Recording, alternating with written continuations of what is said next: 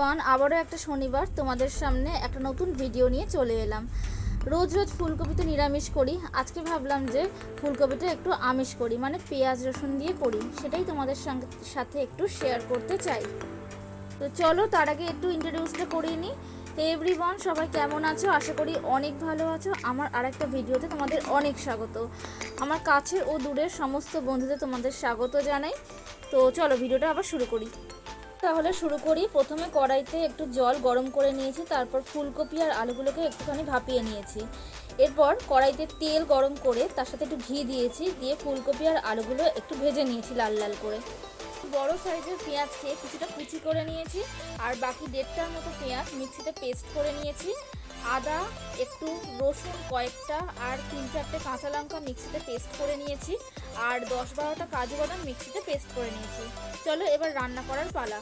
কড়াইতে যেইটুকু তেল ছিল তার সাথে আরও 2 চামচ তেল অ্যাড করে, সাদা তেল অ্যাড করে গরম করে নিয়েছি।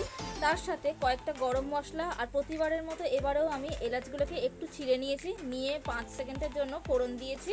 দিয়ে যে পেঁয়াজগুলোকে কিছুটা পেঁয়াজ ভেজে তুলে নিয়েছি, আর বাকি পেঁয়াজটা, মানে যেই পেঁয়াজটা ভেজে তুলে নিয়েছি সেটা একটু কড়া করেই ভেজেছি, আর বাকি যে মিক্সিতে পেস্ট করেছিলাম যে পেঁয়াজটা, সেটা কড়ার মধ্যে দিয়ে একটু লাল লাল করে ভেজে তার সাথে আদা এবং রসুন আর কাঁচা লঙ্কার পেস্টটাও দিয়ে দিয়েছি।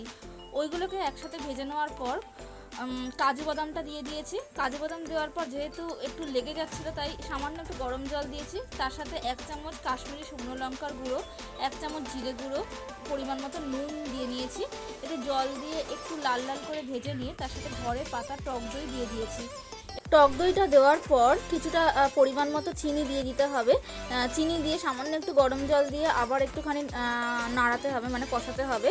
তেলটা ছেড়ে এলেই সাথে সাথে দুধ দিতে হবে। আমি এখানে 2 হাতার মতো দুধ অ্যাড করেছি। অ্যাড করে আবার একটুখানি ওয়েট করেছি। ওয়েট করার পর ভেজে রাখা ফুলকপি আলুগুলো এর মধ্যে দিয়ে দিয়েছি।